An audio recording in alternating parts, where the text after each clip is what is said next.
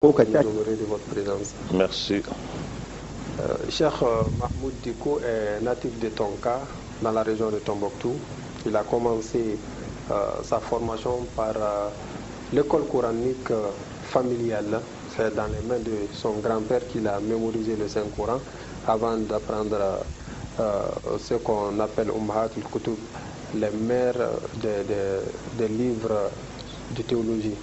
Et ensuite, après l'école coranique familiale, il s'est rendu en Mauritanie, à l'Université des sciences islamiques, où il a eu un diplôme universitaire avant de se rendre au Royaume d'Arabie Saoudite, plus précisément dans la ville sainte de Médine, où il a passé 4 ans dans la sainte mosquée du prophète, paix et salut sur lui.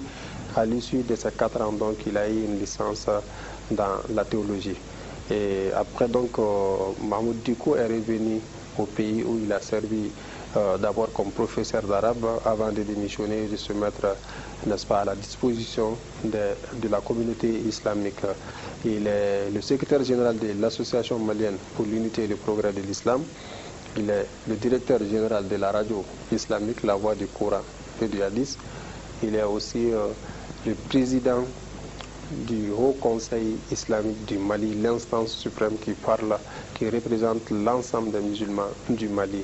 Et en dehors de ses activités religieuses, Cheikh Mahmoud Dicko a été sollicité plusieurs fois comme médiateur, comme personne ressource, donc dans les médiations qui ont dans les crises, n'est-ce pas, que notre pays a connues, que ce soit sur le plan politique, économique et social. Il a été plusieurs fois donc sollicité comme personne ressource.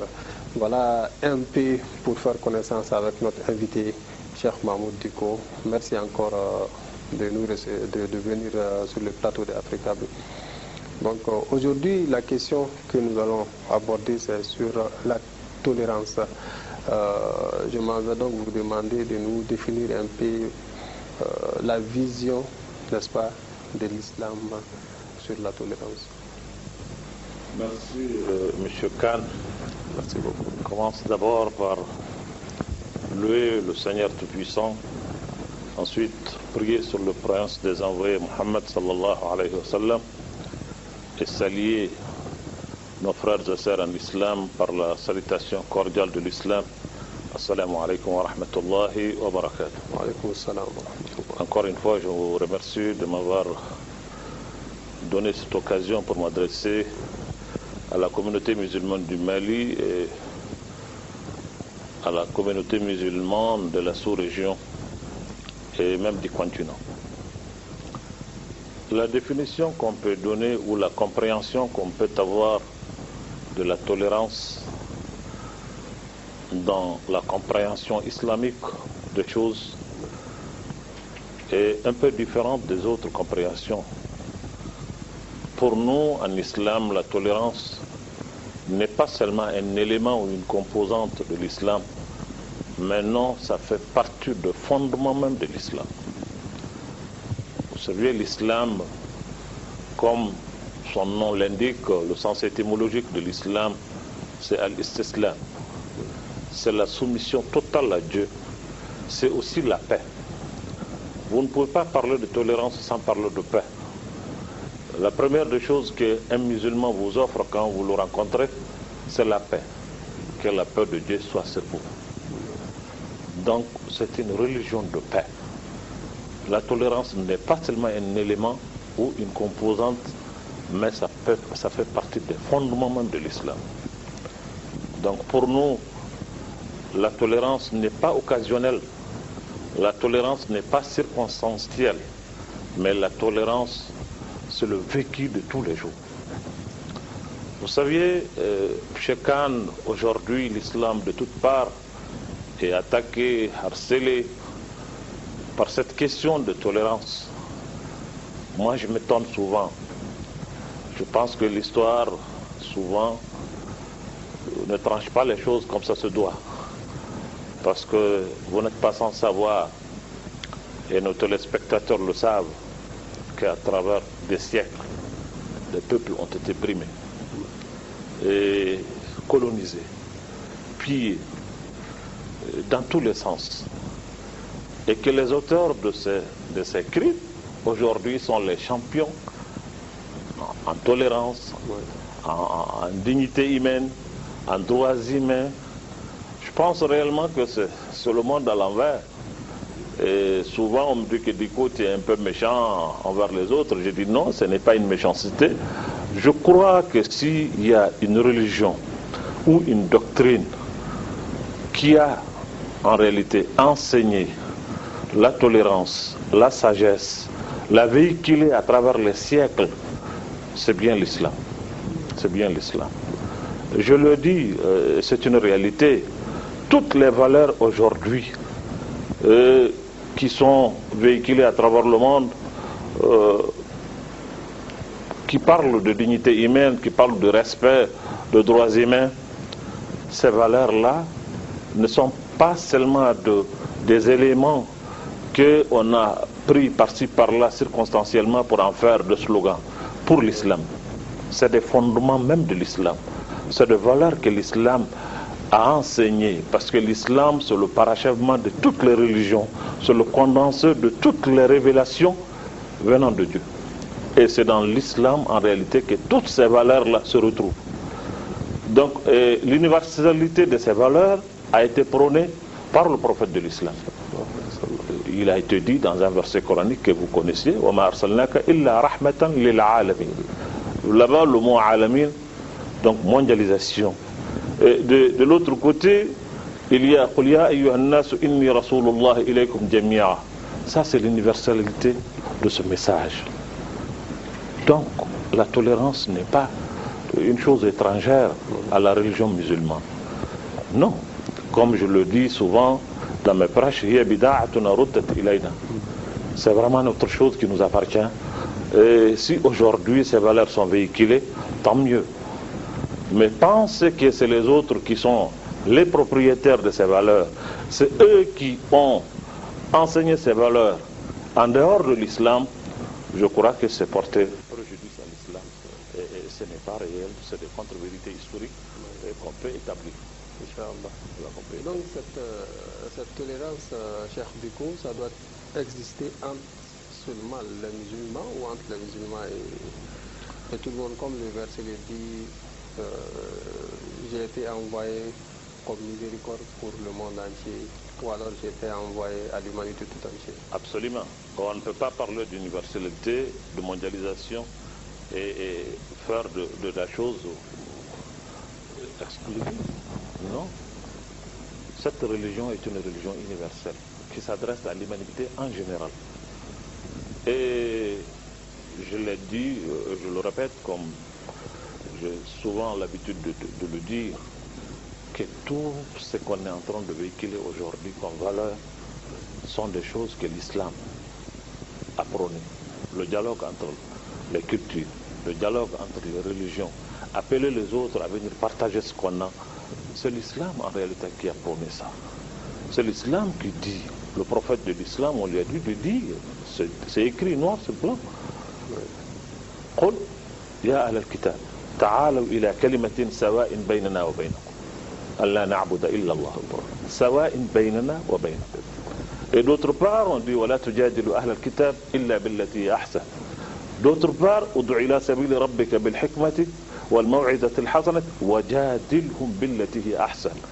En réalité, c'est notre religion en réalité qui a enseigné le fait de partager la culture, partager le savoir, partager la science, partager tout ce qu'on a avec les autres, appeler les autres vers soi pour qu'on partage ensemble ce qu'on a de positif. Ça, c'est la religion musulmane qui l'a enseigné. Et donc aujourd'hui, c'est en ce siècle, en ce début du 15e siècle, aujourd'hui qu'on est en train de parler de dialogue de civilisation, de dialogue de culture, de dialogue de religion. Mais cela, le prophète l'a prôné depuis. Parce qu'il a écrit à tous les souverains qui se trouvaient à son époque, à tout le monde, pour leur demander de venir partager ce qu'ils ont de commun.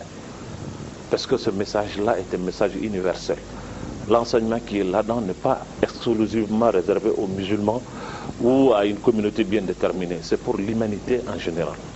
Pour l'humanité en général.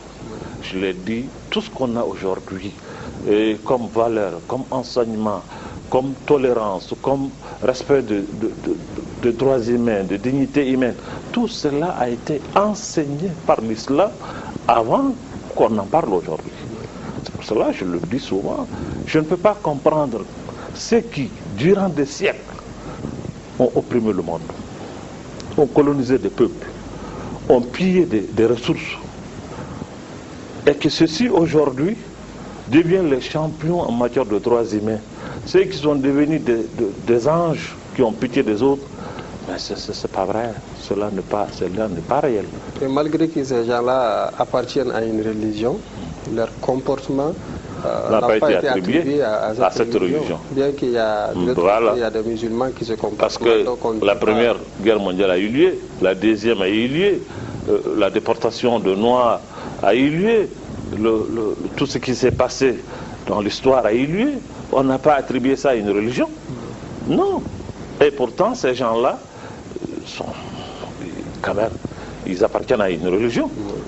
Donc aujourd'hui, si par-ci, par-là, parmi les milliards, 500 millions d'êtres humains qui sont musulmans, quelques individus, une poignée de personnes se comportent de manière qui n'est pas orthodoxe, on taxe toute la religion d'intolérance, je pense que ce n'est pas juste.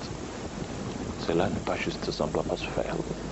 Et malheureusement, c'est ce qui se passe aujourd'hui. Il y a vraiment un déchaînement contre la religion, contre l'enseignement de la religion. Je crois surtout que c'est les autres qui sont intolérants, et pas l'islam en réalité, ni les musulmans. C'est eux qui ne sont pas tolérants. Parce que les gens nous demandent quelque chose qui est difficile. Ils ne veulent même pas qu'on soit nous. Ils veulent qu'on renonce à l'essence même de notre religion.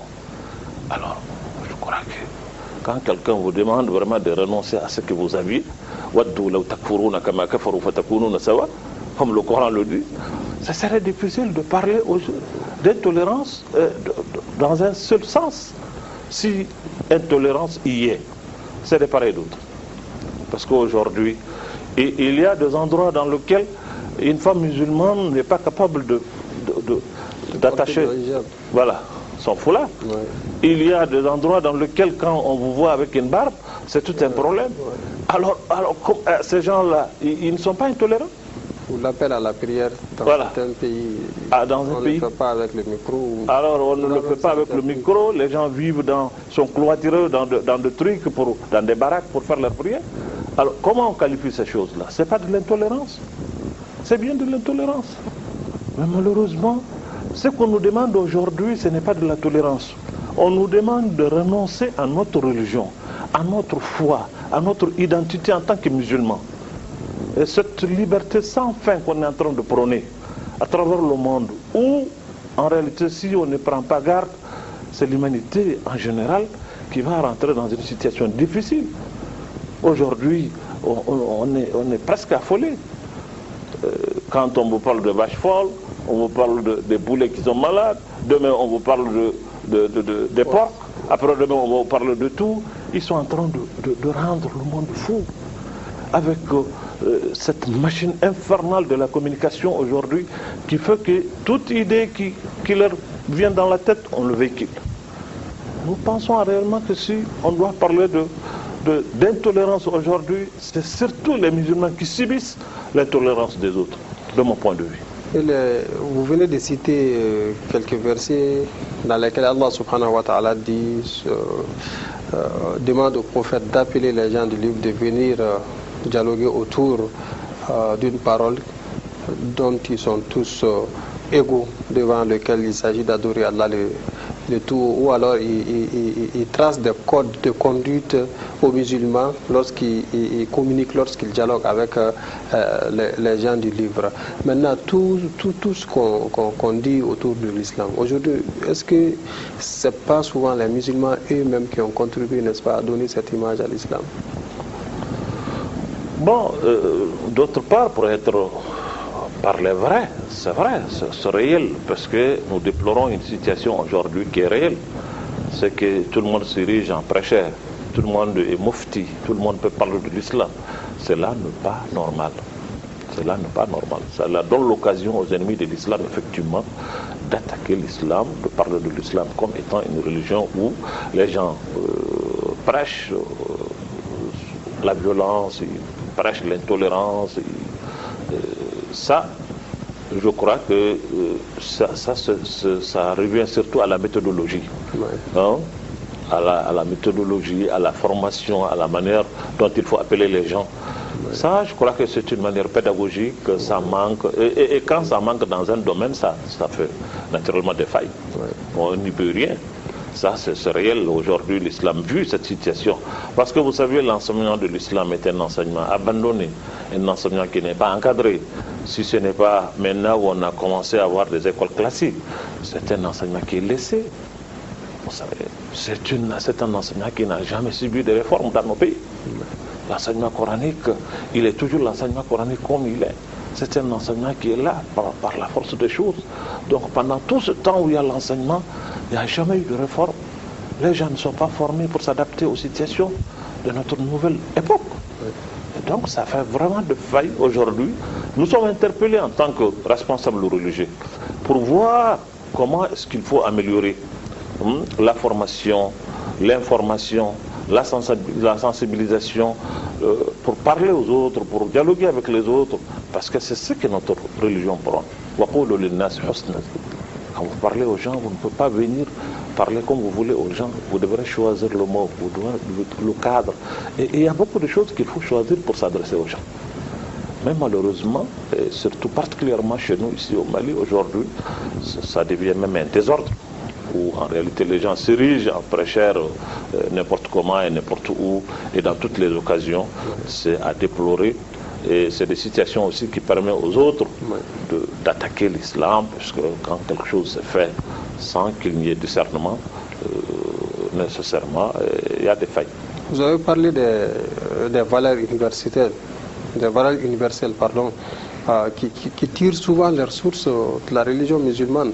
On a dans la vie du prophète paix et salut sur lui. Est-ce qu'on peut trouver des exemples, des modèles de tolérance vis-à-vis des autres religions? Par exemple, lorsqu'il est venu à Médine, il s'est installé, il y avait les animistes, il y avait les gens du livre, les chrétiens, les juifs. Mais il est quand même parvenu, n'est-ce pas, à cohabiter avec tous ces gens-là en harmonie. Vous savez, jusqu'à ce qu'eux-mêmes ils ont...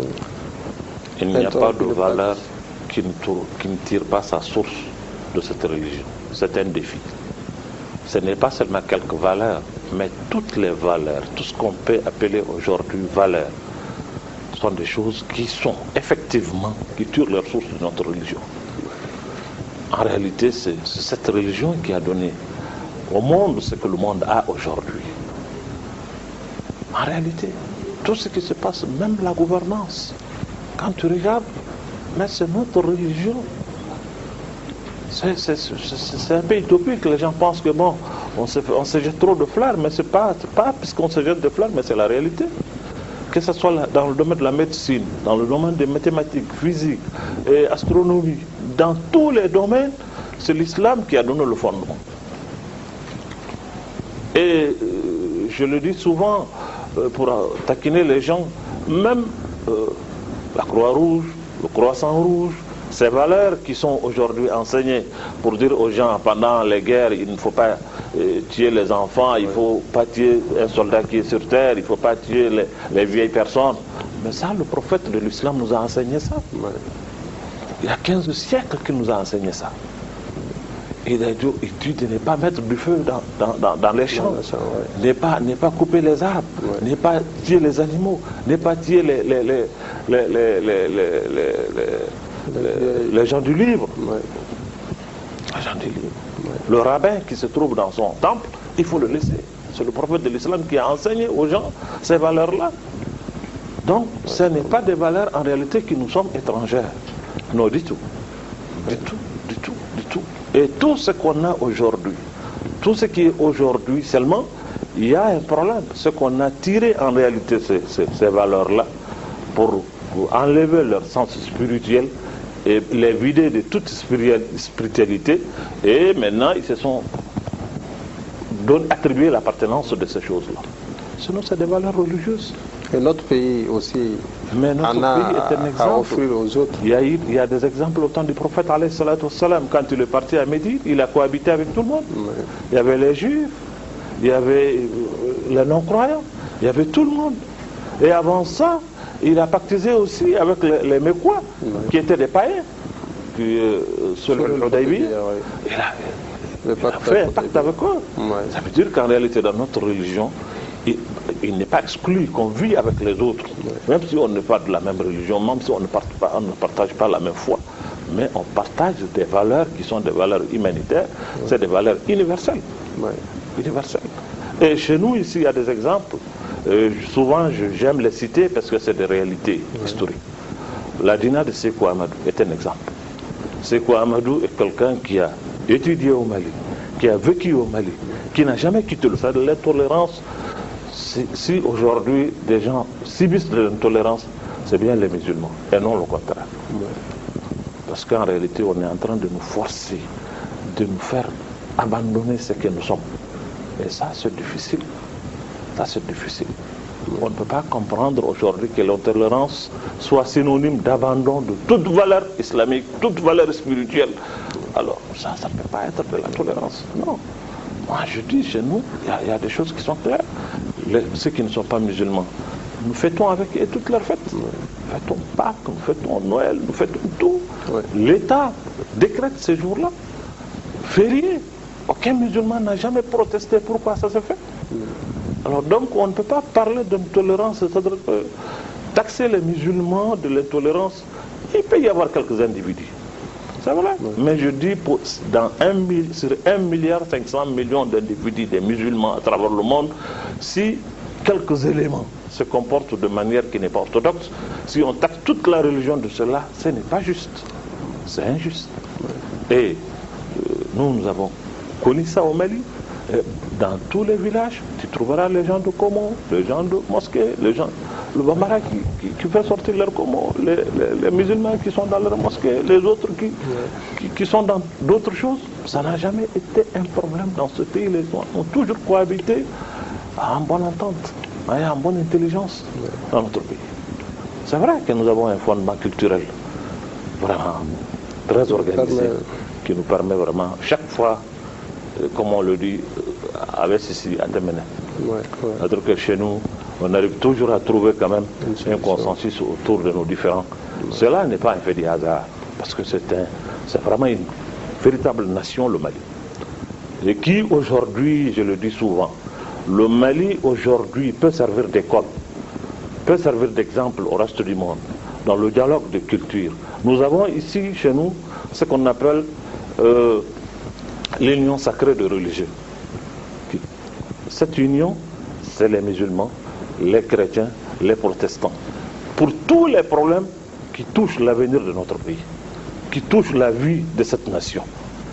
Mais c'est important. Quand il s'agit de rébellion, quand il s'agit de crises syndicales, quand il s'agit de crises politiques, nous avons vraiment cette union sacrée qui est constituée par des éléments de 3 grandes religions de notre pays pour essayer de voir, parce que nous sommes unis par quelque chose qu'on ne peut pas partager. Ça, c'est notre pays qui est indivisible. Et donc, nous avons fait cela avant aujourd'hui. Ça a à peu près 10 ans ou 15 ans que ça existe. Cheikh Dicko, nous arrivons au terme du temps qui nous est imparti. Un dernier mot pour conclure. Pour conclure, je remercie d'abord l'Africable pour m'avoir donné cette occasion de m'adresser à mes frères du continent pour dire que ce sujet ou ce thème de tolérance est un sujet vaste qui mérite beaucoup de débats. Parce qu'en réalité, je crois qu'on fait un procès qui n'est pas réel à l'islam, c'est de rendre cette religion intolérante. Alors, ce n'est pas le cas. Ce n'est pas le cas. Je pense que nous aurons encore d'autres occasions pour essayer de démontrer à travers l'histoire, à travers le temps, à travers tout ce qui s'est passé ailleurs et dans notre pays, que l'islam n'est pas une religion d'intolérance. Non du tout.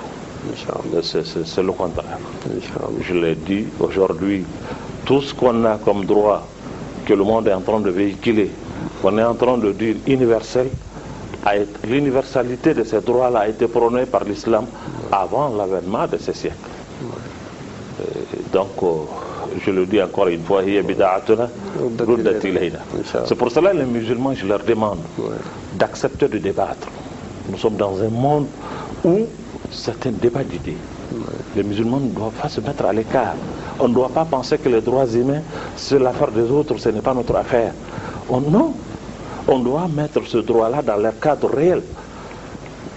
Dans leur cadre réel. Donc il faut débattre, il faut parler, il faut échanger avec les autres, il faut s'enrichir. Parce que tout ce que l'humanité a appartient à toute l'humanité. Voilà. Ce n'est pas les autres qui ont les droits, nous on n'en a pas. C'est les autres qui prennent les bonnes valeurs, nous on n'en a pas. Non, ça c'est une erreur. Et je demande aux musulmans en réalité d'accepter le dialogue, d'accepter l'échange d'idées parce que ça enrichit. Ça enrichit. Et encore une fois, je vous remercie vraiment pour m'avoir donné cette occasion. Merci beaucoup. Je crois qu'on se reverra dans d'autres occasions, Inch'Allah. Je vous remercie. Assalamu alaikum wa rahmatullah. C'est nous qui vous remercions d'avoir répondu à notre invitation. Au nom d'Allah, le tout miséricordieux, le très miséricordieux, c'est lui qui a créé et agencé harmonieusement. Que la paix et la paix soient sur notre messager Mohammed ibn Abdullah, sur des prophètes ultimes envoyés, annonciateurs et prédicateurs à tous les hommes. Que la paix et la paix soient sur lui, sur sa sainte famille, sur ses distingués compagnons et sur tous ceux qui suivent leur direction jusqu'au jour de la résurrection.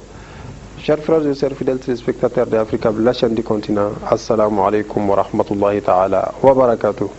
Que la paix et la paix soient sur vous. Merci une fois de plus de nous recevoir dans notre émission Comprendre l'Islam. Avec moi sur ce plateau, nous avons comme invité Cheikh Mahmoud Diko, qui est le président du Haut Conseil islamique du Mali. Cheikh, assalamu alaikum. Wa alaikum assalam wa rahmatullah. Merci de nous honorer de votre présence. Merci.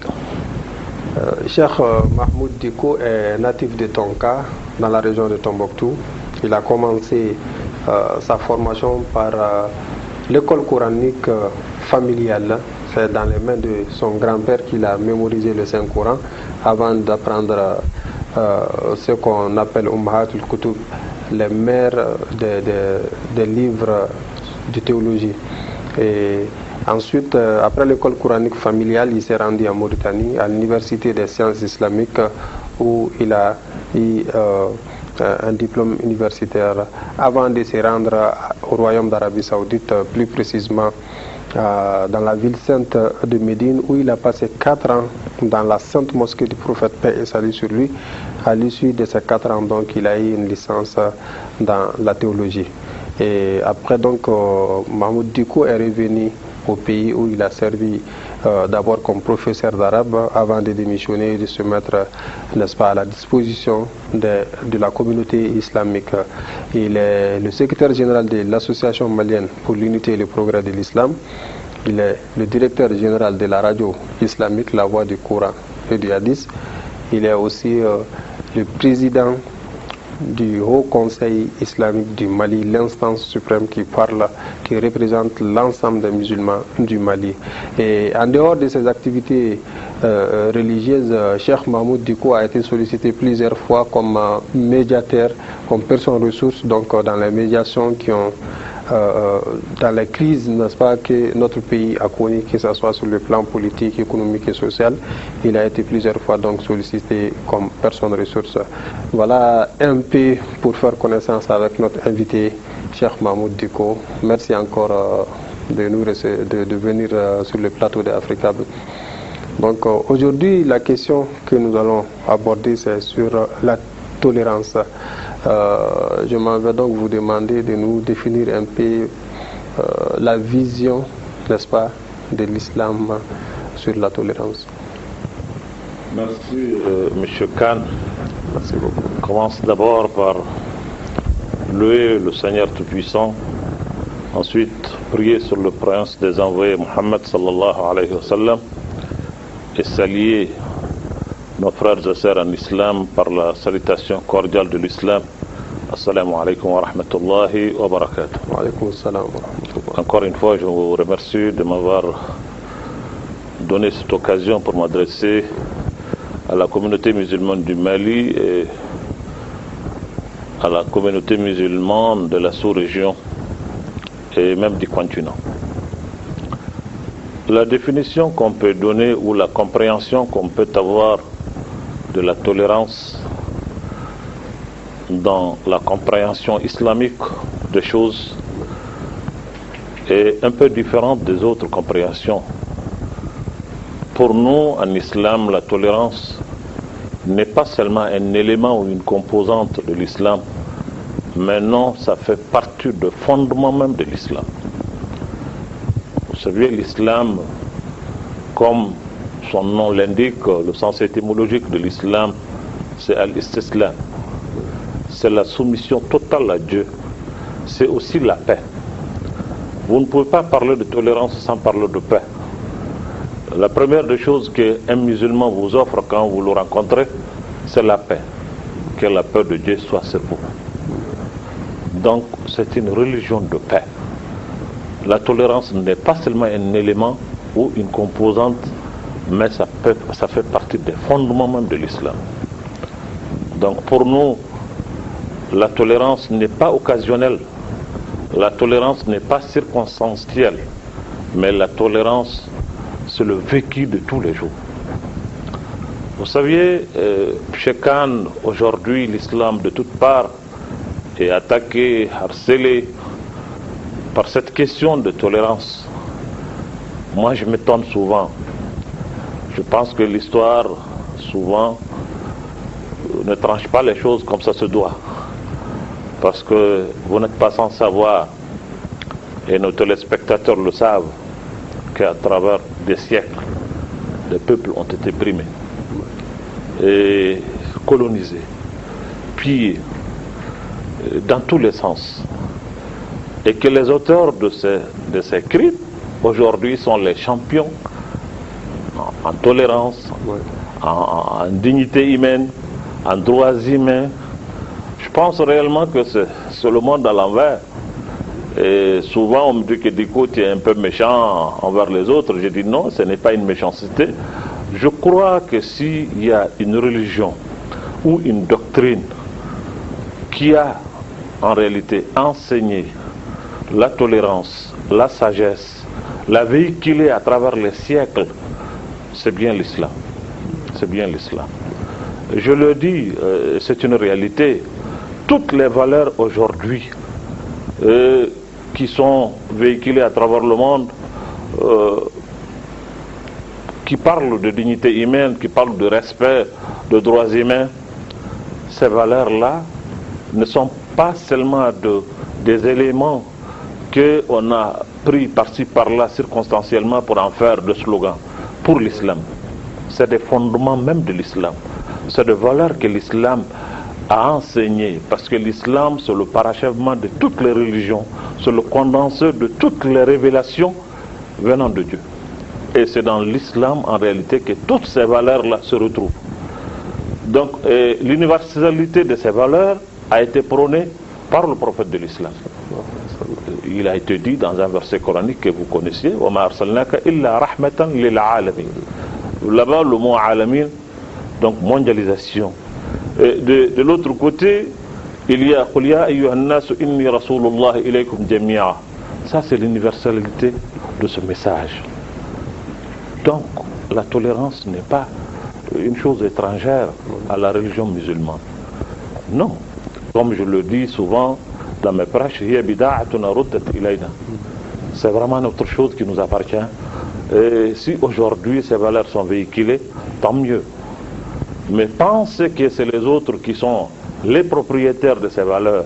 C'est eux qui ont enseigné ces valeurs en dehors de l'islam. Je crois que c'est porter préjudice à l'islam.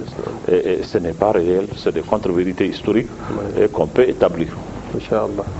Donc cette tolérance, Cheikh Diko, ça doit exister entre seulement les musulmans ou entre les musulmans et tout le monde, comme le verset le dit, j'ai été envoyé comme miséricorde pour le monde entier, ou alors j'ai été envoyé à l'humanité tout entière. Absolument. On ne peut pas parler d'universalité, de mondialisation et faire de la chose exclusive.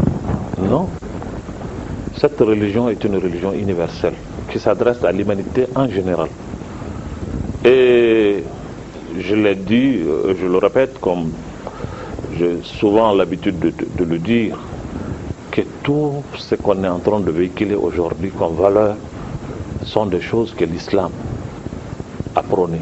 Le dialogue entre les cultures, le dialogue entre les religions, appeler les autres à venir partager ce qu'on a, c'est l'islam en réalité qui a prôné ça. C'est l'islam qui dit, le prophète de l'islam, on lui a dit de dire, c'est écrit noir sur blanc. قل يا أهل الكتاب تعالوا إلى كلمة سواء بيننا وبينكم ألا نعبد إلا الله سواء بيننا وبينكم. Et d'autre part, on dit ولا تجادلوا أهل الكتاب إلا بالتي هي أحسن.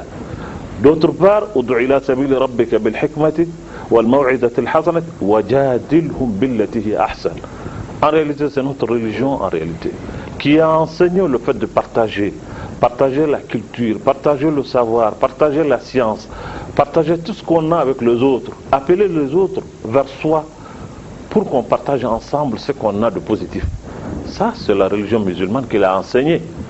Et donc aujourd'hui, c'est en ce siècle, en ce début du 15e siècle, aujourd'hui qu'on est en train de parler de dialogue de civilisation, de dialogue de culture, de dialogue de religion. Mais cela, le prophète l'a prôné depuis.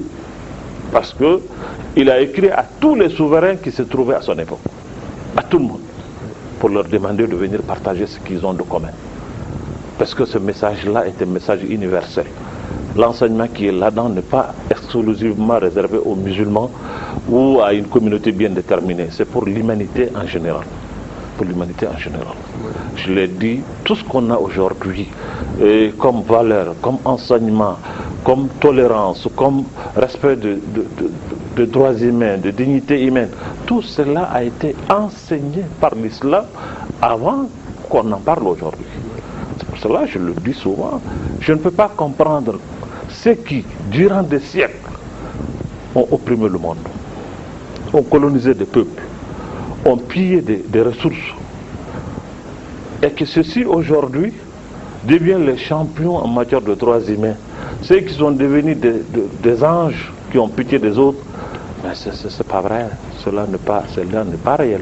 Et malgré que ces gens-là appartiennent à une religion, leur comportement n'a pas été attribué à cette religion. Bien qu'il y a des musulmans qui se comportent. Parce que la première guerre mondiale a eu lieu, la deuxième a eu lieu, la déportation de Noirs a eu lieu, tout ce qui s'est passé dans l'histoire a eu lieu. On n'a pas attribué ça à une religion. Non. Et pourtant, ces gens-là sont quand même, ils appartiennent à une religion. Donc aujourd'hui, si par-ci, par-là, parmi les milliards 500 millions d'êtres humains qui sont musulmans, quelques individus, une poignée de personnes se comportent de manière qui n'est pas orthodoxe, on taxe toute la religion d'intolérance, je pense que ce n'est pas juste. Cela n'est pas juste, ça ne doit pas se faire. Et malheureusement, c'est ce qui se passe aujourd'hui. Il y a vraiment un déchaînement contre la religion, contre l'enseignement de la religion. Je crois surtout que c'est les autres qui sont intolérants, et pas l'islam en réalité, ni les musulmans. C'est eux qui ne sont pas tolérants. Parce que les gens nous demandent quelque chose qui est difficile. Ils ne veulent même pas qu'on soit nous. Ils veulent qu'on renonce à l'essence même de notre religion. Alors, je crois que quand quelqu'un vous demande vraiment de renoncer à ce que vous aviez, comme le Coran le dit, ça serait difficile de parler d'intolérance dans un seul sens. Si intolérance y est, c'est de part et d'autre. Parce qu'aujourd'hui, il y a des endroits dans lesquels une femme musulmane n'est pas capable d'attacher son foulard. Ouais. Il y a des endroits dans lesquels quand on vous voit avec une barbe, c'est tout un problème. Ouais. Alors ces gens-là, ils ne sont pas intolérants. Ou l'appel à la prière dans certains pays, on ne le fait pas avec le micro. Alors on ne le fait pas avec le micro, les gens sont cloîtrés dans des trucs, dans des baraques pour faire leur prière. Alors comment on qualifie ces choses-là? C'est pas de l'intolérance, c'est bien de l'intolérance. Mais malheureusement, ce qu'on nous demande aujourd'hui, ce n'est pas de la tolérance. On nous demande de renoncer à notre religion, à notre foi, à notre identité en tant que musulmans. Et cette liberté sans fin qu'on est en train de prôner à travers le monde, où en réalité si on ne prend pas garde, c'est l'humanité en général qui va rentrer dans une situation difficile. Aujourd'hui, on est presque affolé. Quand on vous parle de vaches folles, on vous parle des poulets qui sont malades, demain on vous parle des porcs, après demain on vous parle de tout.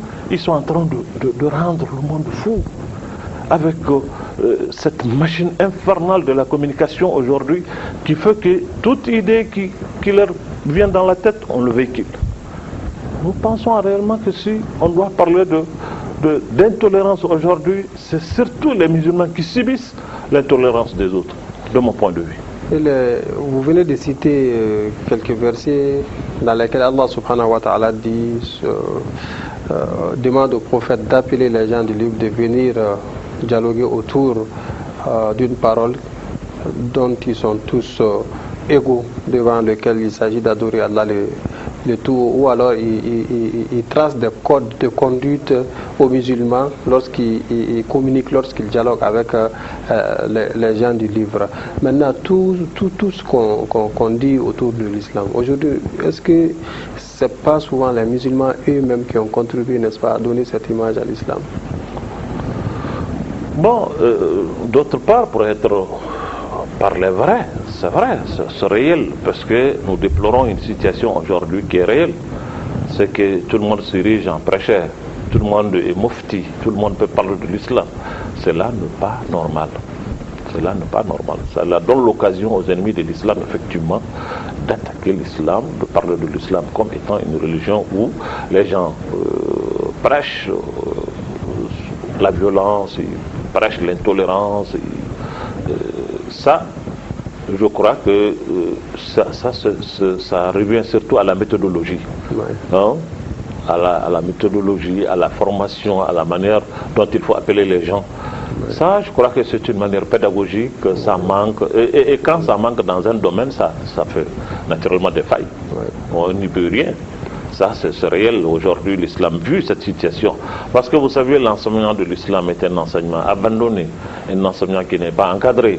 Si ce n'est pas maintenant où on a commencé à avoir des écoles classiques, c'est un enseignement qui est laissé. Vous savez, c'est un enseignement qui n'a jamais subi de réformes dans nos pays. L'enseignement coranique, il est toujours l'enseignement coranique comme il est. C'est un enseignement qui est là par la force des choses. Donc pendant tout ce temps où il y a l'enseignement, il n'y a jamais eu de réforme. Les gens ne sont pas formés pour s'adapter aux situations de notre nouvelle époque. Et donc ça fait vraiment de faille aujourd'hui.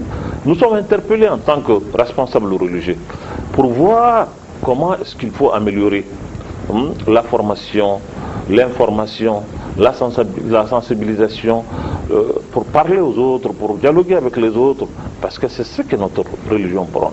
Quand vous parlez aux gens, vous ne pouvez pas venir parler comme vous voulez aux gens, vous devrez choisir le mot, vous devrez le cadre. Et il y a beaucoup de choses qu'il faut choisir pour s'adresser aux gens. Mais malheureusement, et surtout particulièrement chez nous ici au Mali aujourd'hui, ça devient même un désordre, où en réalité les gens s'érigent en prêcheurs n'importe comment et n'importe où et dans toutes les occasions. C'est à déplorer.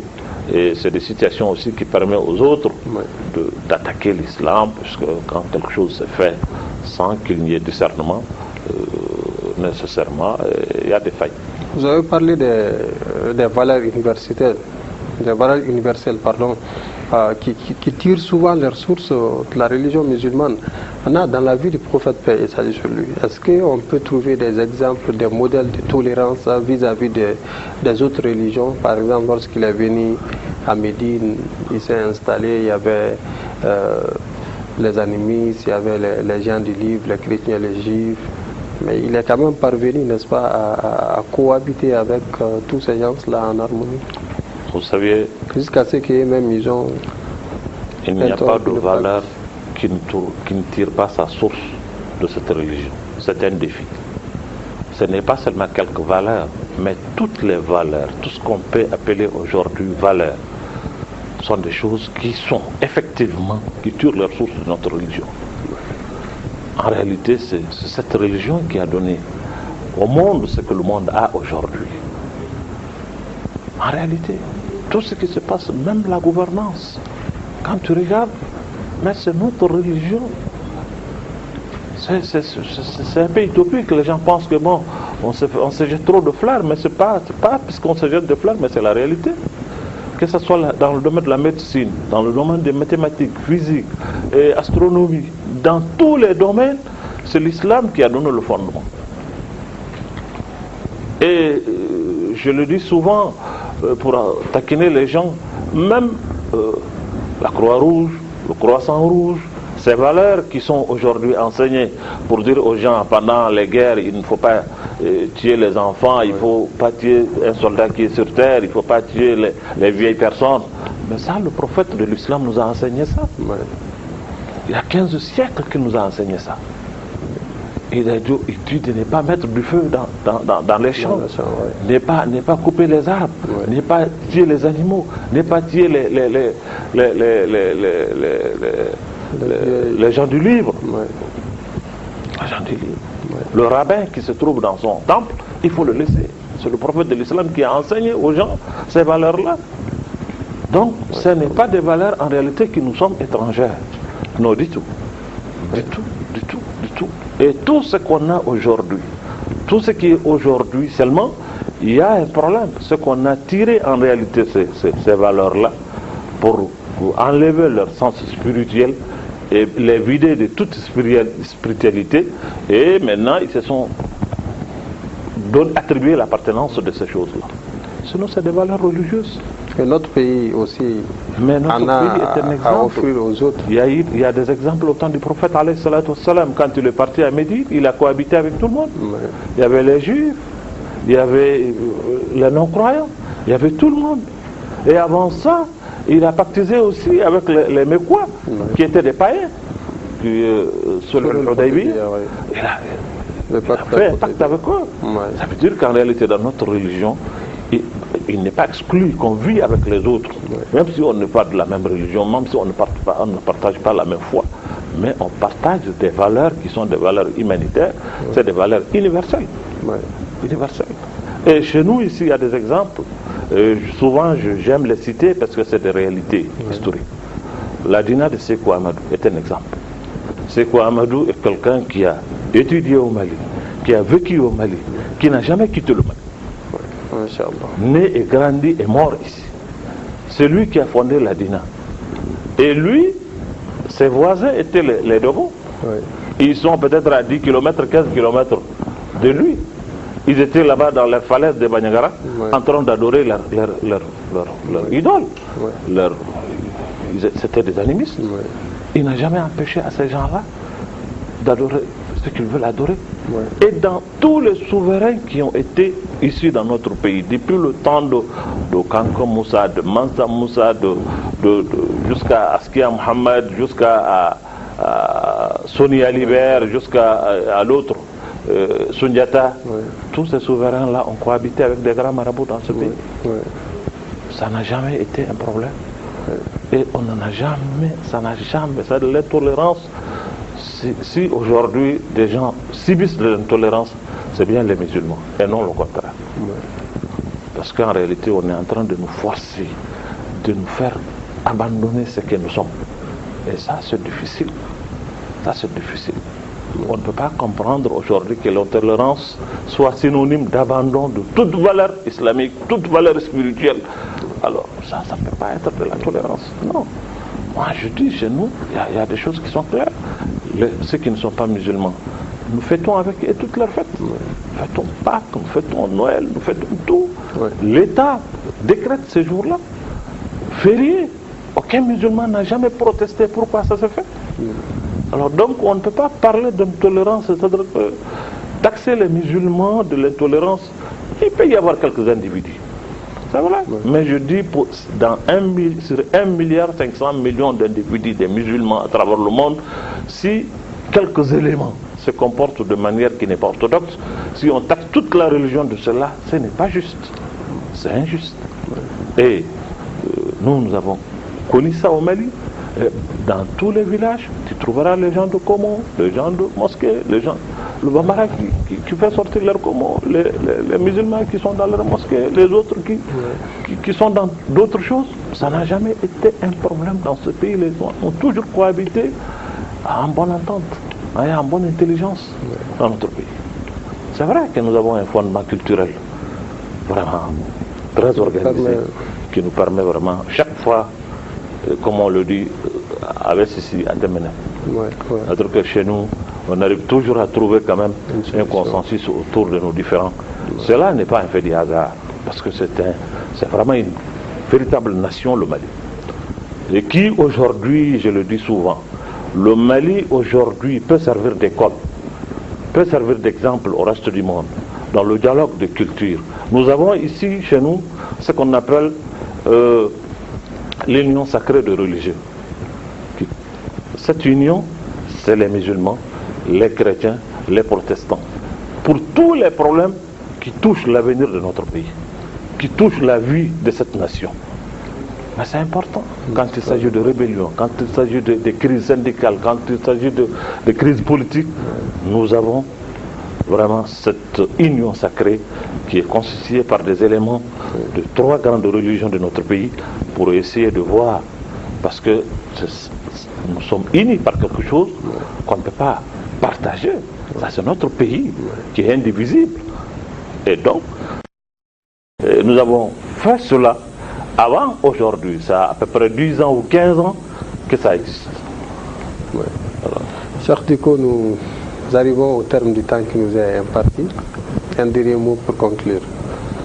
Pour conclure, je remercie d'abord l'Africable pour m'avoir donné cette occasion de m'adresser à mes frères du continent pour dire que ce sujet ou ce thème de tolérance est un sujet vaste qui mérite beaucoup de débats. Parce qu'en réalité, je crois qu'on fait un procès qui n'est pas réel à l'islam, c'est de rendre cette religion intolérante. Alors, ce n'est pas le cas. Ce n'est pas le cas. Je pense que nous aurons encore d'autres occasions pour essayer de démontrer à travers l'histoire, à travers le temps, à travers tout ce qui s'est passé ailleurs et dans notre pays, que l'islam n'est pas une religion d'intolérance. Non du tout. C'est le contraire.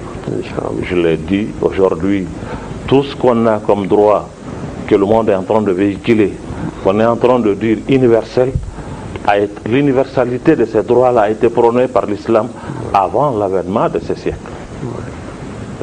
Donc, je le dis encore une fois, c'est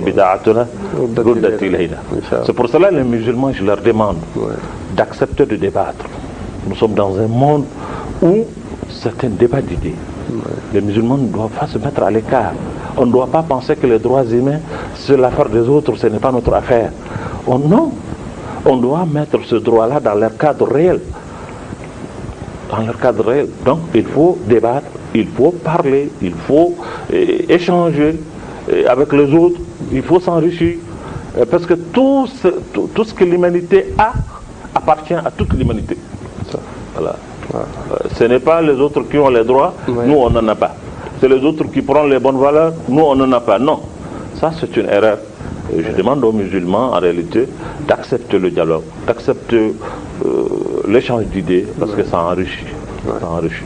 Et encore une fois, je vous remercie vraiment pour m'avoir donné cette occasion. Merci beaucoup. Je crois qu'on se reverra dans d'autres occasions, Inch'Allah.